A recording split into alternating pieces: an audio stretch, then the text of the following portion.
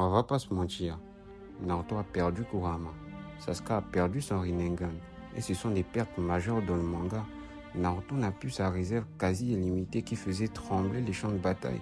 Sasuke n'a plus sa maîtrise de l'espace-temps, et ses pouvoirs divins impossibles à suivre. Oui, ils ont perdu en puissance, mais voici la vérité que peu de gens acceptent. Malgré ça, il reste au sommet du monde de Shinobi, pas parmi les meilleurs, pas encore très fort, mais au sommet.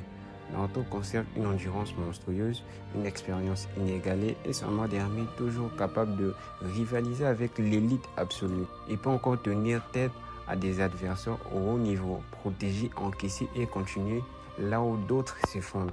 Sasuke lui conserve son Sharingan éternel, son intelligence de combat exceptionnelle, une perception chirurgicale. Chaque mouvement reste calculé, chaque attaque reste létale, chaque combat reste sous contrôle. Ensemble, même le diminuer, ils dominent encore leur monde. Mais il y a une limite, une frontière, la menace Otsutsuki. Grâce à ces entités, même Naruto et Sasuke ensemble doivent atteindre leurs limites. Parce que les Otsutsuki évoluent dans une autre catégorie, un niveau qui dépasse les standards humains. Mais en dehors de ça, dans le monde Shinobi, il y a presque toujours personne capable de rivaliser avec eux. Et c'est ce qui rend leur histoire si puissante. Ils ont perdu une partie de leur pouvoir, mais ils n'ont jamais perdu leur place.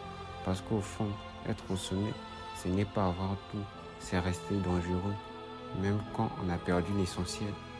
Naruto et Sasuke ont été au sommet, où le monde pouvait dormir tranquillement sur ses deux oreilles, car on avait des entités capables de rivaliser avec des Otsutsuki, pouvant se déplacer et frapper à une vitesse impossible à suivre. Mais aujourd'hui, Naruto et Sasuke ont perdu leurs grandes armes, Kyuubi et le Rinnegan. Alors une question se pose, quand tu les enlèves, ce qui les rendait quasi divins, qui reste au sommet du monde Shinobi? Naruto garde le mode ermite, capable de rivaliser avec l'élite. Sasuke garde le Sharingan éternel, capable de lire les mouvements quasi parfaitement.